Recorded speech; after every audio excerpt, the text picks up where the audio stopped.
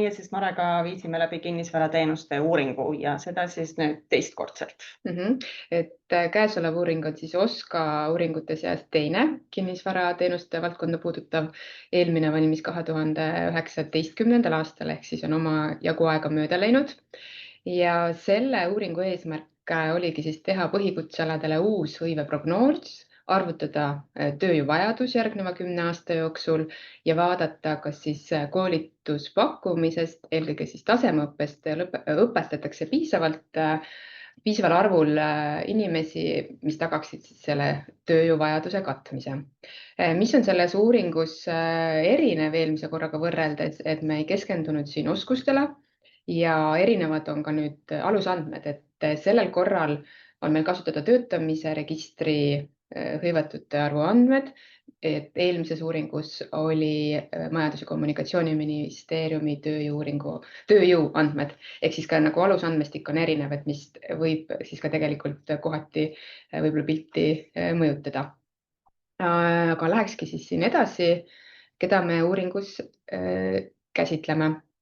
OSKA uuringud käsitlevad siis selle valdkonnale iseloomulikke põhikutsealasid, ehk siis mitte kõiki valdkonnas töötavaid inimesi ja järgneval 2 slaidil ongi siis toodud, kes siin uuringus on, et on näiteks maakorraldajad, kinnisvara hindajad, maaklerid, siis on juhid ja kinnisvarahaldurid. Nende juhtide osas, et ma seletaksin, et miks siin on sellised 2 kategooriat, et üks see kinnisvara korrashoiu ja haldusjuhid, et nemad on siis need inimesed, kes korraldavad kinnisvara korrashoiualast tegevust ja haldavad seda ja vajavad ka erialast väljaõpet, soovitavalt kõrgharidusest, aga kinnisvarateenuste juhid on sellised juhtimisülesandeid täitvad töötajad, kellele võib see kinnisvarane haldus või korrashoiu teema olla üks osa tööülesannetest, kusjuures võib-olla on see väiksem osa, ehk siis nad ilmtingimata nad ju ei pea siis olema kinnisvaraalase väljaõppega, võib-olla nad on koolitustel käinud, aga nende juhtide seas on ka näiteks katastriosakonna või mingi kinnisvaraosakonna juhid, kes võib-olla siiski peaks olema erilase taustaga. Ehk siis kuna me ei suutnud andmetest neid nii puhtalt välja noppida, siis nad on siin niimoodi ikkagi toodud, aga me pigem eeldame, et sellele 1580-le ei ole just sellist kinnisvarast haridust vaja. Siis räägiksin natukene ka halduritest, et võib-olla mis on huvitav teada, et nende hulgas on ka korteriühistu juhte, ehk siis need juhid, kes töötamise registri järgi saavad töötasu ja see on neile põhitöökoht ja neid on natuke üle 600. Ja siis võib küsida, et mõelda, et miks siis osad korteriühistud, et Eestis on üle 25 000 korteriühistu, aga siin ongi see kontekst, et me käsitleme neid, kes on nagu töötavad, see on neile põhitöökoht. Et tõesti ju ühistutes väga palju ka majaelanikud ise korraldavad seda ühistu juhtimist ja haldamist, et see ei pruugi olla neile siis põhitöö, vaid teevad seda muu töö kõrvalt. Siis on hinnangulise hõive veerus, et mis see on. Et kui me oma ekspertidega, kes meil aitavad OSKA uuringuid läbi viia, vaatasime nendele töötamise registri andmetele otsa, siis päris mitmel põhikutsealal oli see tagasiside, et see hõive on alahinnatud ja et millest see siis võib tulla, on siis ühelt poolt, et me ei suudagi andmetest kõiki neid konkreetseid põhikutsealasid välja noppida ja et kui rääkida näiteks maakorraldajatest, kes sageli töötavad avalikus sektoris, kohalikus omavalitsuses näiteks, siis ta võib olla märgitud mingisuguse üldisema ametiala, kontoriametniku alla või mingi spetsialisti ametiala koodi alla, ehk siis me ei suuda eristada, et kas ta on nüüd just maakorraldusega tegelev spetsialist või on ta äkki hoopis mingi muu kohaliku omavalitsuse spetsialist. Ehk siis need ongi näiteks hindajate ja maakorraldajate puhul ja maaklerite puhul on põhjuseks see, et enamasti nad töötavad ettevõtjana, et nad ei olegi võib-olla siin töötamise registris palgatöötajana kirjas. Ehk siis see hinnanguline hõive tuleneb siis sellist ekspertide tagasisidest, et kui palju neid tõenäoliselt võiks tegelikult olla, ehk siis see töövorm on neil teistsugune. Et kahjuks meil töötamisettevõtjate andmeid sellisel kujul ei ole. Ehk siis me siin valdkonna uuringus oleme kasutanud seda hinnangulist hõivet, kuna meie eesmärk on, lõppeesmärk on siis teada saada, kui palju oleks vaja kedagi koolitada ja õpetada. Siis siin on ülejäänud põhikutsealad, keda uuringus käsitletakse. Heakorra tööjuhid on siis need töötajad, kes korraldavad ja juhendavad kinnisvara hooldajate ja puhastusteenindajate tööd, et see on selline tööjuhi tasand, selles mõttes oluline, et nemad aitavad tagada tööde kvaliteeti ja samas nad oskavad ka ise neid töid teha.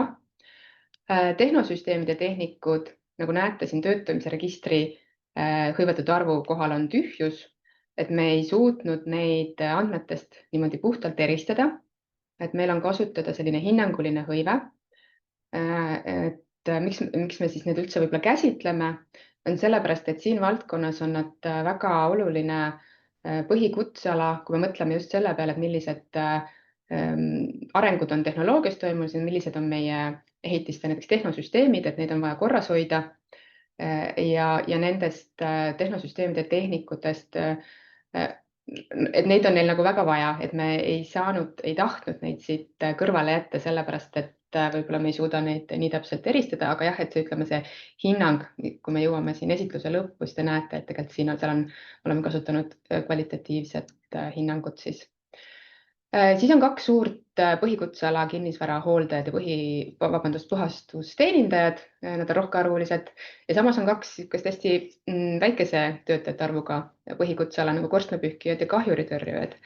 Et miks me neid väikeseid ametialasid käsitleme, on sellepärast, et antud juhul on tegemist reguleeritud kutsealadega, ehk siis seaduses on kirja pandud nendele kvalifikatsiooninõuded, ehk siis teatud töödes või teatud näiteks objekti suurustel või teatud olukordades peab olema kas siis selles kutsetunnistusega korstnapühkija, kes seda tööd teostab.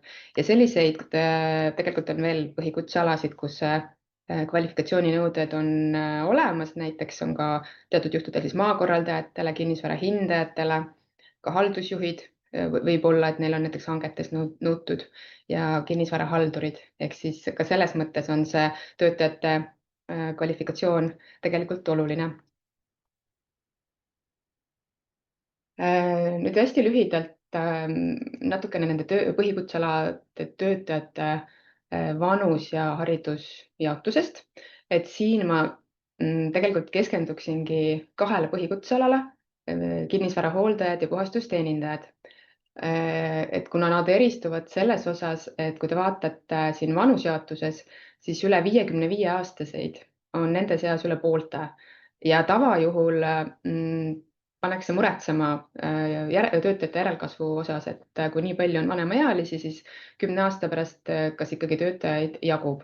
Aga nende kahe konkreetse põhikutseala puhul ei ole nagu selles mõttes võib-olla muretsemiseks põhjust, et nendele ametitele tullaksegi tööle tihti, kas siis enne pensionieelset perioodi, samuti saab ka tegelikult muidugi noores eas näiteks tudengina töötada. Et see on nagu loomulik, et niimoodi sinna tööle asutakse. Ja samuti võib-olla üheks põhjuseks, et soovitakse osaajaga töötada, et siin all diagrammil on toodudki, et hoonete ja maastike hoolduses koguni 41% töötajatest töötab osaajaga.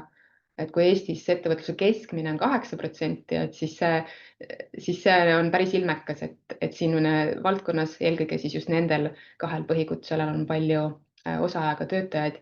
Loomulikult seal kohati võib olla, kas see nüüd vabatahtlik või nii-öelda sunniviisiline töökorralduslik, aga et sellised need töökohad siin on. Ja kui vaadata haridusjaotust, siis jällegi hakkab silma, et on puhastusteenindajate, näiteks kinnisvara hooldajate seas kõrgharidusega töötajaid, mis ei ole eelduslik haridus neile, aga see viitabki jälle sellele nende ametikohtade sellisele paindlikkusele, et ühelt poolt saab sinna nii üldhariduse pealt tööle tulla, kui sa oled mingid koolitused läbinud, aga samuti sobivad need töötamiseks näiteks inimestele siis, kes ei leia oma erialast tööd või millegipärast nende kvalifikatsiooni ei tunnustata või on neil piiratud keeleoskus, et just nendel kahel põhikutsealal on rohkem välistöötajaid, et 10% ja siin viimastel aastatel on välistööjõus torkab silma just ukrainlaste osakaal. et paljud on siis tõesti need Ukraina sõjapõgenikud, kes siis näiteks keeleoskuse tõttu ei saa oma erialal töötada Eestis, aga nad saavad siia tööle tulla. Ehk siis et see pakub nagu erinevatele inimestele sellist tööleidmisvõimalust, et noh, siin on muidugi veel teisi põhikutsealasid, mida te saate siis ka aruandest neid jooniseid lähemalt vaadata. Nii, vahelduseks siis võtan Marelt jutujärje üle, et enne kui Mara hakkab rääkima prognoosist, et siis mõne sõnaga ülevaade siis, millised trendid üleüldse nagu mõjutavad siis kinnisvarateenuste valdkonna töötajaid. Et ennekõike muidugi mõjutab see, kui palju siis lisandub meil hooldatavat pinda, et seda kindlasti tuleb juurde, see on üks suur mõjur. Aga ka kõik sellised ülemaailmsed trendid mõjutavad, et tehnoloogia areng, see on toonud kinnisvarateenuste valdkonda juurde rohkem digitaliseeritud süsteeme, kaughaldus on juba enamasti kõikidel ettevõtetel kasutusel, mis siis tõhustab nii haldus- kui hooldusprotsesse ja samas vähendab see ka füüsilise tööjõu vajadust. Keskkonnasäästlikkus on normiks juba kõikides valdkondades, et see ei ole meile kellelegi enam uudis, aga kinnisvara valdkonnas siis see tähendab seda, et rohkem keskendutakse siis kinnisvara kestlikkusele, selle kinnisvara väärtuse säilitamisele ja kulutõhusale haldamisele. Muutused on toimunud ka väärtushinnangutes, et järjest rohkem teadvustatakse korrashoiu vajalikkust, selle olulisust just kinnisvara säilitamise ja kestlikkuse mõttes ja seetõttu on jätkub meil ka trend, et ostetakse järjest rohkem professionaalset kinnisvarateenust sisse. Samuti mõjutab valdkonda siis regulatsioonid erinevad, mis on siis seatud ehitiste korrashoiule, tuleohutusnõuded, aga ka kvalifikatsiooninõuded. Mare juba siin rääkis, et valdkonnas on mitmel põhikatsealal on siis tegevus reguleeritud õigusaktidega, kus siis töötajatel peab olema kutsetunnistus, see tähendab seda, et nad peavad ikkagi läbima erialase koolituse ja erialase väljaõppe. Kõik need trendid mõjutavad valdkonna tööd just selles osas, et kasvanud on siis ootused kinnisvarateenusele, selle kvaliteedile, mis tähendab ka seda, et kasvanud on ootused siis töötajate erialasele väljaõppele ja siis oskustasemele. Ehk siis kui varasemalt töötas valdkonnas ka osa inimesi ilma erialase väljaõpeta, siis praegu on see järjest vähem aktsepteeritud. Et valdkonda ikkagi oodatakse erialase ettevalmistusega töötajaid ja seda nii siis tasemeõppest kui ka täiendkoolitustelt, et isegi kui ei kasva tööjõuvajadus, siis oskuste tase peaks igal juhul tõusma. Nii, ja nüüd nende üldiste trendide taustal, et kuidas siis 10 aasta pärast prognoosi kohaselt on nendel põhikutsealadel hõivatute arv. Et tervikvaates siin valdkonna põhikutsealadel jääb hõives samaks, et on ainult paar kutseala, kus siis võiks olla väike kasv. Et siin ongi kinnisvarahaldurid, kelle puhul see väike kasv võiks tulla sellest, nagu Ingrid mainis, et rohkem ostetakse professionaalset kinnisvarateenust sisse. Et nagu ma alguses mainisin, et siin haldurite seas juba ka on osalt korteriühistu juhte, aga kui nüüd mõelda selle peale, et kuidas on seadused on rangemaks läinud, et see korteriühistu juht peaks nendega kursis olema, siis tehnosüsteemid on keerukamad, peaks oskama teha osta sisse õiget teenust ja nii edasi, et see on läinud keerukamaks, et alati ei ole enam need majaelanikud ise valmis sellega tegelema või ei ole aega tegeleda, ehk siis see suundumus on, et osta see professionaalne haldusteenus sisse, et siis sellest tulenevalt võiks kinnisvarahaldurite arv olla 10 aasta pärast suurem. Ja teine põhikutseala, kus kasvu nähakse, on tehnosüsteemide tehnikud ehk siis need inimesed, kes hooldavad neid ehitistes ja hoonetes olevaid tehnosüsteeme. Et see tuleb siis ühelt poolt, et uutes hoonetes on tavaliselt tihti juba kaasaegsed süsteemid, aga ka olemasolevad vanemad hooned, mida renoveeritakse, sageli sinna siis ka lisatakse neid uusi kaasaegseid näiteks ventilatsioonisüsteeme, küttesüsteeme ja neid on vaja siis hooldada ja see töömaht tegelikult on kasvamas. Ja teistel põhikutsealadel siis võiks see jääda samaks, et siin sellist suurt muutust ei nähtud, et võiks midagi väga oluliselt seda töömahtu kas siis vähendada või kasvatada.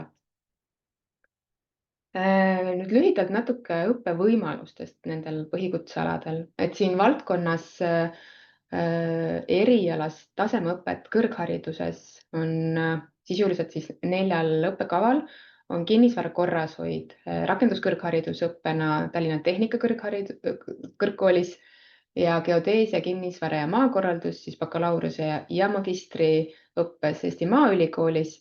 Ja siin juhul peab siis arvestama, et tegelikult selle Maaülikooli õppekavast umbes pool on geodeesia suunal, mis jääb siis OSKA mõistes tegelikult nii-öelda ehituse valdkonda ja siis pool on see kinnisvara ja maakorraldus. Ja TalTechis on hooned ja rajatiste magistriõppes üks spetsialiseerumine, mis on kinnisvara, aga sellel õppekaval on kokku 8 spetsialiseerumist ja kinnisvara on nendest senini vähemalt ka kooli ütluste järgi ta ei ole nii populaarne, et seda spetsialiseerumist valitakse väga vähe, ehk siis tegelikult sealt tuleb hetkel vähe lõpetajaid siia valdkonda. Et siin slaidil on toodud lõpetajate arv viimase 3 aasta keskmistena, aga jah, et sellest 35 lõpetajast siis tegelikult võib-olla on 1-2, kes tulevad see kinnisvara poolele. Kutsehariduses on siin toodud üldistatud ka siis nii-öelda eriala või põhikutseala. Mõnda nendest õpetatakse ühes koolis, mõnda on mitmetes koolides, mitmetes on näiteks kinnisvara hooldajaid ja puhastusteenindajaid. Ja mainiksin siis võib-olla eraldi veel heakorra tööjuhid, et see on siis 5. tasemel kutseõppe, ehk siis mõeldud nii-öelda nendele inimestele, kes juba valdkonnas töötavad sellel erialal, et nad saaksid tulla ennast nii-öelda täiendama, et seal on olnud läbi aastate vähe õppijaid ja näiteks heakorra meistri õppekaval ei ole aastaid olnud õppijaid, et siin on pigem siis see puhastustööde juhi arv on siin. Siis tehnosüsteemide tehnikud, nemad tulevad hoopis teiste valdkondade erialadelt, et see on selline siis mitmekesise taustaga nii-öelda põhikutseala, et nad võivad tulla hoonete tehnosüsteemide tehnikute ehk siis luksõppade seast. Siin on turvasüsteemide tehnikud, siia võivad automaatikud, elektrikute taustaalad, kes satuvad nii-öelda tööle siis lõpuks tehnosüsteemide hooldustehnikutena. Ja nagu ma enne ka mainisin, et neid me vaatame nii-öelda kvalitatiivselt, ehk siis me sellist arvulist koolituspakkumist neile ei arvutanud. Kinnisvara hooldajaid, puhastusteenindajaid arvuliselt, siin on toodud, kui palju neid õpetatakse, aga siin ma siis mainiks ära, see käib tegelikult ka läbivalt teiste põhikutsealade kohta, et me ei eelda, et kõiki töötajaid on vaja koolitada tasemeõppes, vaid sõltuvalt siis sellest põhikutsealast ja milline on tööturu ootus, et kui palju võiks olla siis sellest tööjõuvajadusest koolitatud tasemeõppes, et me oleme seda nagu arvesse võtnud, et kinnisvara hooldajast, puhastusteenindajatest ikkagi põhiosa me oleme arvestanud nii, et nad tulevad läbi koolituste ja töökohal väljaõppe. Korstnapühkijate osas, et tasemeõppe on iseenesest olemas, aga seal ei ole aastaid õppijaid olnud, sellepärast on siin markeerimiseks 0 ja kahjuritõrjujatel tasemeõpet ei ole, et nemad ongi läbi aastate ennast koolitanud läbi siis koolituste. Ja kui nüüd vaadata siis, et kuidas meil koolilõpetajaid jagub või ei jagu tööturu vajaduste katmiseks, et need rohelised mummud on siis olukorrad, kus on koolilõpetajaid piisavalt ja punasega on siis, kus on puudujääk. Et siin maakorraldajad, korrashoiu ja haldusjuhid ja kinnisvarahaldurid, et nende osas siis on puudujääk. Ehk siis viitabki, et puudujääk on eelkõige just kõrgharidusõppes ning tõesti ka kutsehariduses kinnisvarahaldureid võiks tegelikult rohkem olla õppimas ja lõpetamas.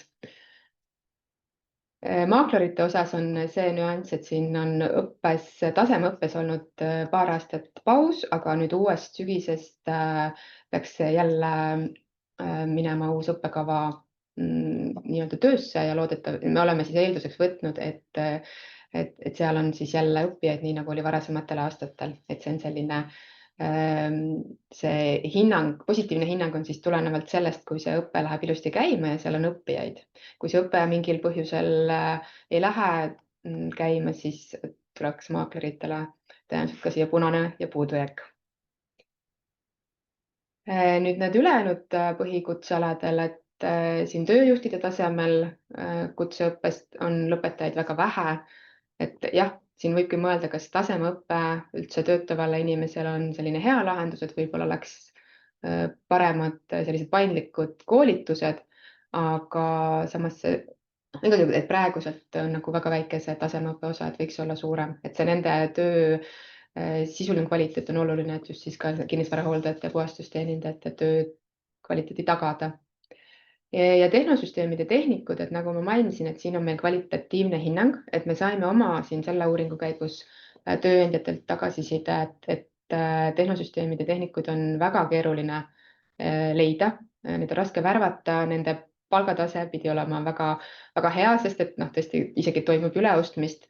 Ja kui vaadata siis teistele OSKA uuringutele, mis on need lähedased erialad, siis kus on kas siis ehituses näiteks tehnosüsteemide tehnikud või energeetika uuringus elektrialatehnikud või siseturvalisuse uuringus turvasüsteemide tehnikud, siis seal on nendes kõigis on öeldud, et nendest on puudu, et koolilõpetajaid ei ole piisavalt, ehk siis see on selline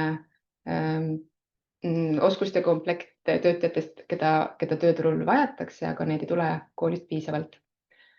Kinnisvarahooldajad ja puhastusteenindajad, et see tasemeõppes on neid nii palju, nagu praegu koolitatakse, et see on piisav ja siis korstnapühkijad ja kahjuritõrjujad, et hetkel toimub siis see väljaõpe läbi koolituste ja see on ka piisav.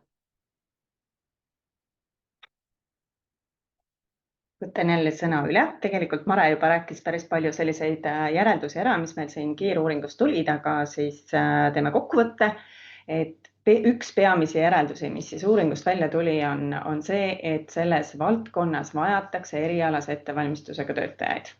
Eriti tuntakse puudust tööturul kõrgharidusega lõpetajatest, kes on siis erialase kõrghariduse omandanud. Kui te ennem tähele panite, siis Mare juba mainis ka, et nendeks on korrashoiu haldusjuhid, haldurid, maakorraldajad, keda siis tööturule väga oodatakse. Aga samuti oodatakse ka kõrgema kutsetasemega kinnisvara hindajaid. Ja seda seetõttu, et umbes pooled kinnisvara hindajatest on noorem kinnisvara hindajad, kes tegelikult ei tohi kõiki tööülesandeid täita, neil on pädevuspiirid ja selle tõttu siis kõrgema kutsetasemega kinnisvara hindajad, kes praegu töötavad, peavad võib-olla rohkem tööd tegema, et selles mõttes valdkond väga ootab siis kõrgema kutsetasemega kinnisvara hindajaid. Ja väga vajatakse valdkonda erialase väljaõppega kinnisvaramaaklereid, tõenäoliselt nüüd see olukord natukene ka paraneb, kui jälle see õpe avatakse, aga ka samamoodi heakorra tööjuhte ja väga-väga oodatakse valdkonda tööle erialase ettevalmistusega tehnosüsteemide tehnikuid ja hooldajaid, et neid on kohe väga vaja. Ja teine üks selline suurim järeldus uuringust oli see, et see on üks valdkond, kus siis täiendkoolitustel on väga oluline roll. Kuna valdkonnas on palju erialase hariduseta töötajaid, mitmel põhikutsealal on suur tööjõuvoolavus, palju vanemaealisi, suur asendusvajadus, et samas jälle nendele ametikohtadele saab siis siseneda ka võib-olla madalama haridustasemega, aga siin on jällegi oluline see, et need inimesed saaksid omandada siis oma erialased oskused kas siis töökohal või täiendkoolitustel. Et tingimata ei pea kõiki õpetama tasemehariduses, et täiesti piisab sellest, kui on olemas koolitused. Ja samamoodi siis tekitab täiendkoolitusvajadust ka see, et kui tegevus on seadusega reguleeritud, siis oma kutse säilitamiseks ja hoidmiseks on vaja läbida siis teatud erialased täiendkoolitused aga nende pakkumine on võib-olla mõneti natuke selline, et mõnes valdkonnas on, mõnes ei ole. Et tegelikult tuleb sellele tähelepanu pöörata, et ikkagi oleks võimalik erialaseid täiendkoolitusi saada ja oma kutset säilitada.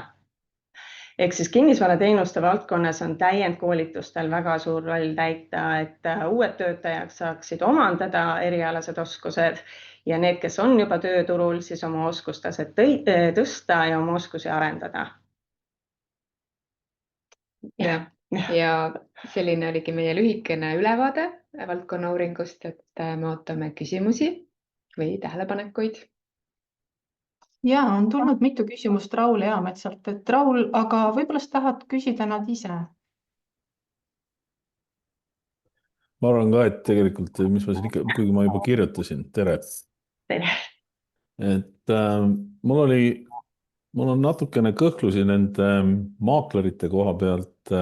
Mul oli ka küsimus, et kuidas huvitav viimase 5 aasta jooksul maaklerite arv on muutunud. Ma saan aru, et me tegelikult päris täpselt ei tea, sest seal on palju igasugust FIE-tamist ja OÜ-tamist, aga minu nagu nägemuses, kui me vaatame tuleviku poole, siis see jagamismajandus ja platvormmajandus tuleb päris jõuliselt ka sellesse valdkonda ehk sisuliselt ikkagi see vahendaja võib sealt vahelt ära kukkuda ja ma arvan, et ka kinnisvaramaaklerid võivad vahelt ära kukkuda, eriti kui me 10 aasta perspektiivi vaatame. Noh, majutuses me täna näeme juba, mis on juhtunud. Tegelikult saab kinnisvaraga, juhtub see varem või hiljem. Võib-olla täna veel ei juhtu, aga võib-olla 10 aasta jooksul juhtub, et see on üks minu kõhklus. Ja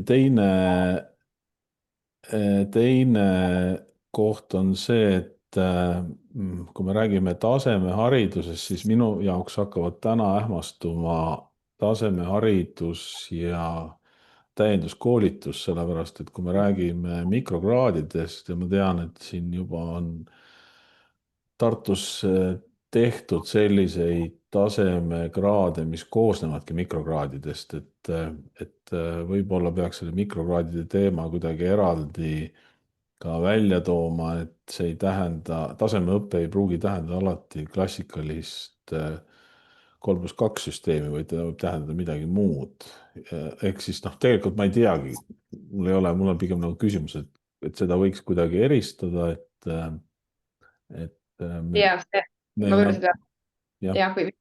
mikrokraadide osas ma kommenteeriksin, et jah, me oleme mõelnud sellele, sest tõesti on üha raskem öelda, et kas see peaks tasemeõppesse väljaõppe toimuma või mingi pikemaajalisem koolitus, et me saame aru, et okei, 2 päeva koolitust on vähe, aga kui see on juba näiteks pool aastat, siis võib-olla see ongi piisav, et tükkidest kogud siis oma selle oskuste pagasi kokku. Hetkel jah, meil kahjuks ei ole sellist head ülevaadet mikrokraadide nagu statistika osas, et mis mikrokraadid ja kui palju seal lõpetajaid ja vastu võetud on olnud, aga ma väga loodan, et selle kohta mingisugune andmestik kunagi tekib. Sest seda peaks võtma. See on väga kiiresti arenev nii-öelda haridusäri, ütleme siis niimoodi. Aga kuidas maakleritega on, kas maaklerite arv on, oskame hinnata, kas ta on nüüd suurenenud või on ta vähenenud? Eelmise uuringus oli neid midagi vist, nii-öelda see hõive mõttes, et palju neid hõive oli midagi üle 700, kui ma nüüd ei eksi. Nüüd oli töötamise registris, kohe ütlen, 560 on ju. Et jah, et tegelikult seda tööettevõtja osa jah, et oleks siin nagu väga vaja näha, et kui palju neid on. Kinnisvaramaaklerite koda haldab enda sellist maaklerite registrit, kus on üle 1000 maakleri kirjas. Ja kui siis see oligi nagu nende eksperthinnang, et kõik ei ole seal kirjas, et niisuguse üle 1000 ta jääb. Aga jah, tõesti praegu ega selle hinnangulise hõive osas võib nagu oletada, kas ta siis on nii suur või on ta tegelikult natukene väiksem. Ja kahjuks seda ajaloolist trendi andmetes ei ole rohkem näha, kui saaks nagu töötamise registrist vaadata, mis seal on märgitud, aga siis see on nagu viimaste aastate kohta ainult. Aga nemad ise seda nagu trendi ei näe, et põhimõtteliselt võib olla see nii-öelda. Pigem oli see, et ta et oleks nagu samaks jäänud või kuidas ma ütlen, et jah, et siin nagu tehnoloogia võiks midagi ühelt poolt ju vähendada ja ma ei tea, kui vaadata ka kinnisvarakuulutusi, siis tõesti tihti on ju, et omanik ise näiteks vahendab oma seda kas müügikuulutust või siis väljarentimise kuulutust. et teisalt on see, et aga maakleril on mingi lisandväärtus, aga loomulikult ta peab seda lisandväärtust pakkuma, et mis see boonus on, kui ma kasutan maakleri teenust, et kas see annab ka mulle siis mingi kindlustunde, kui ma näiteks ostan või müün midagi, et on rohkem asju nii lepingupunktides läbi mõeldud kui ka vajalikus dokumentatsioonis kontrollitud näiteks. Et ma arvan, et siin ka maaklerid ise peavad töötama selle nimel, et see lisandväärtus nagu püsiks, et miks kasutada nende teenust. Sest ütleme, Kas ma võin appi tulla natukene või? Jaa, aitäh. Et ma olen maaklerite koja üks asutajaliikmeid 97. ja see number, mida te näitate, see on läbi aastakümnete olnud. Tegelikult sinna numbrisse satuvad ilmselt ka need, kes teevad võib-olla 2-3 tehingut aastas ja töötavad hoopis muu koha peal. Et kui me räägime nüüd kutselistest, siis see number on kuskil 300 pluss. Ja õige mõte jooksis läbi, et tegelikult jah, niisama kuulutuse panekuks tõesti ei ole vaja neid inimesi nii palju. Aga kui me räägime kõigist nendest, mis on seotud kinnisvaraobjektide, nende puuduste ja muu selle temaatikaga, siis peaks olema ikkagi korralikult koolitatud inimene. Kõik need juriidilised küsimused, mis sinna juurde tulevad ja. See on tegelikult kinnisvaramaakler, aga ütleme, ühiskonnas on natuke jäänud niisugune teine maik sellele asjale hoopis. Ei, ma olen nõus, aga ma näen lihtsalt, et see on pigem nagu ehitusspetsialisti, keda meil nagu rohkem vaja on, kes tuleb ja vaatab üle, eriti viimasel ajal, kui me räägime neid varjatud puudustest ja kogu see teema, mis nüüd üles tuleb. Ma lihtsalt mõtlen, kuidas AI tuleb praegu peale ja aitab neid juriidilisi nüansse järjest rohkem mõlemal poolel nagu arvestada ja kui ma nüüd natuke fantaseerin, siis 3D prillidega võib ka korteris ringi käia, et need selles suunas asjad nagu jube kiiresti arenevad, aga ma ei tea, kas see on 10 aasta perspektiiv, võib-olla see on 20 aasta perspektiiv. See on tegelikult üks osa meie tööst, aga mitte 100%, nagu ma ütlen, et kõik muu tuleb sinna juurde ja ka nõustamine suures osas, et parem, kui asjad ei jõua ju kohtusse, et vaid eelnevalt me saame oma klienti või käsundiandjat nõustada õigele teele juba. Aga vaba valik on praegu selles suhtes, kes tahab, müüb ise. Nii et ma ei tea, palju abi oli nüüd minu vastusest. Ikka oli. Aitäh. Ja aitäh. See arutelu läks väga põnevaks. Kas keegi tahab algatada veel mingi põnev arutelu? Chatis hetkel rohkem küsimusi ei paista.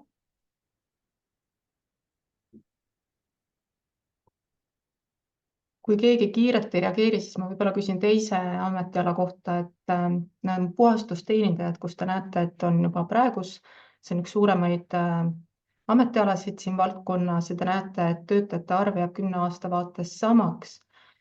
Mares ei rääkinud sellest täpsemalt, aga ilmselt seal on päris palju praegu hõivatud ukrainlasi. Et kas see, kui nemad lahkuvad meie tööturult, kas see on probleem ja kas me siis suudame sama töötajate arvu hoida? Või kui palju siin tuleb tehnoloogia appi? Puhastusteenindajate töös jah, et siin viimastel aastatel on selles mõttes tööandjate vaates olnud lihtsam töötajaid leida tänu sellele, et on tõesti väga palju siis Ukraina sõjapõgenikke, kes keele tõttu võib-olla mujal ei saa töötada, tulnud sinna tööle.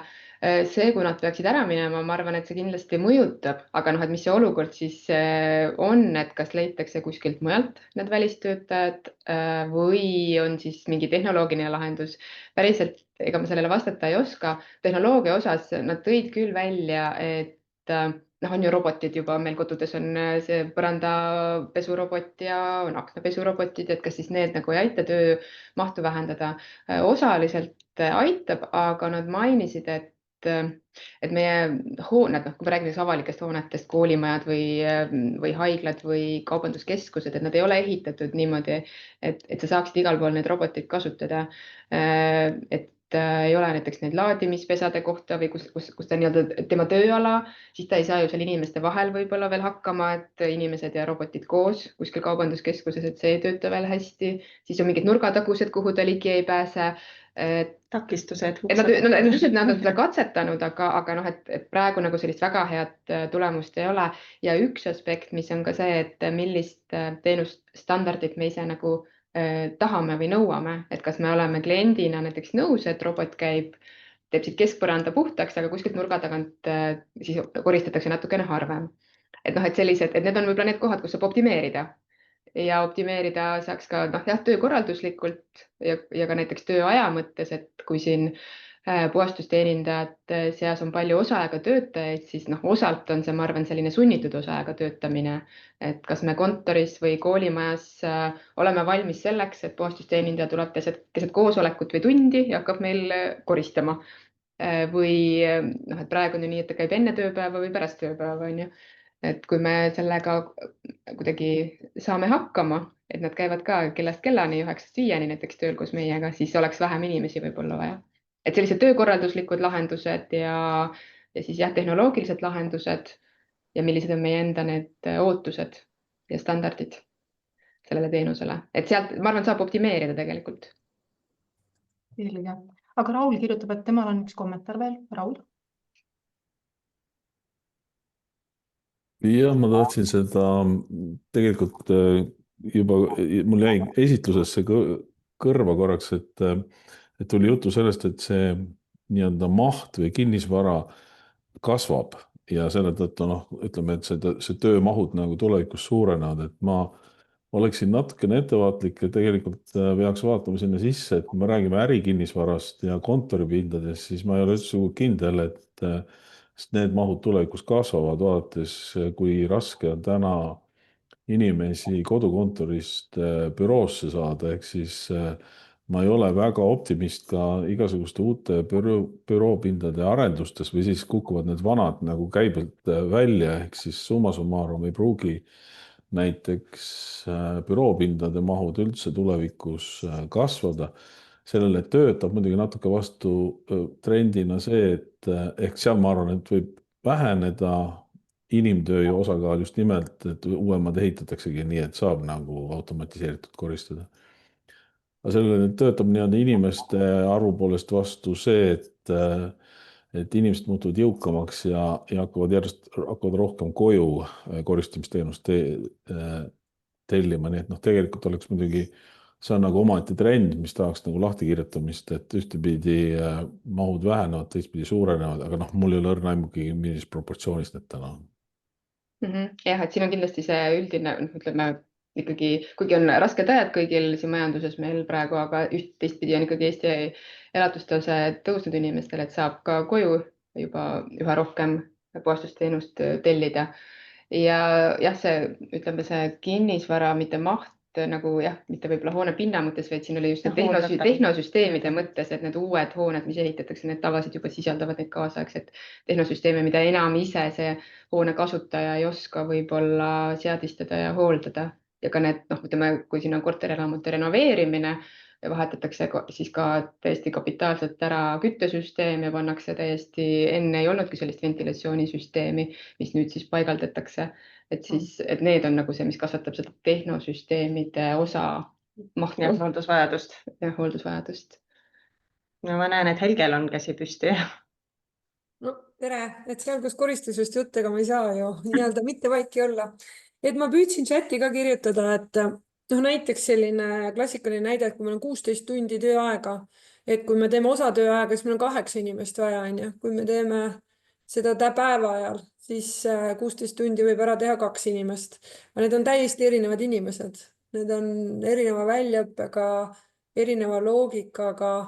Et kui enne oli jutt, et tullakse enne pensionit, siis sellisele 8-tunnisele, see kindlasti on teine inimene, teine profiil. Ja see päevase koristuse nagu push imine, et see on päris kuum teema. Ma ise olen kutsutud Brüsselisse juunikuus ühele Euroopa konverentsile, kus seda teemat käsitletakse. Ja see ei ole küsimus ainult tööjõus, seal on, ma ei tea, elekter, turva, event on ju, see, kas ma näen või ma ei näe, seal on tegelikult väga palju aspekte, kui me päeval koristaks ja näiteks Soomes on nii palju, ma julgen enda järgi öelda, et eluaeg koole päeval koristatud, et mis meile võib tunduda kummaline on ju, et seal on Eestis väga palju ära teha, aga selle kodukoristuse jutu peale, et ja ilmselgelt see areneb ja kui vaadata, et ma siin sattusin Hommik Anuga saatesse 2 toreda puhastusteenindajaga ja siiamaani see möll käib, keegi võtab ühendust, keegi midagi arvab, keegi otsib, siis see turg on selline selles mõttes huvitav turg, et koristus ju tundub, et kõik ju oskavad, mis seal siis ikka on. Ja see kodukoristus on veel kuidagi nagu selles mõttes intiimsem ja veel kuidagi nagu enamat nõudev ja siis nagu igaüks just nagu läheb, seal on palju musta raha. On riike, kes on näiteks teinud selle valdkonnaga nii, et kui näiteks mina ostan koju omal puhastusteenust ametlikult, siis ma saan sellele oma tuludeklaratsiooniga oma tuludest maha arvata ehk et tuua seda musta tööd ja siis ka oskajaid inimesi, et sa ei saa igalt ühelt seda osta, et ei saa nii, et ma umbes vanaema käest võtan just nagu ostan teenust ja siis võtan oma tulumaksu tagasi. Ehk et kindlasti see on ka üks valdkond, kus puhastusvaldkonnas nagu ma arvan, et toimuvad muutused selles osas ja küll oleks tore, kui see päevast koristust ka nagu, et me ikkagi rohkem teeks, seal on palju võimalusi. Aga see mõjutab oskuseid. Need on täiesti erinevad inimesed minu hinnangul, kes seda teevad. Aitäh, Helge. Ja, kas on veel kellelgi soov küsida? Kui ei ole, siis meil on mõned slaidid veel. Mare, kui sa liigutad mulle, siis esimesena on meil siin pandud link, mille me tegelikult panime ka chati, et need, kes soovivad siis lähemalt tutvuda selle uuringu aruandega ja teemalehega, siis saate külastada OSKA uuringute lehte ja kõike ei saa lähemalt vaadata.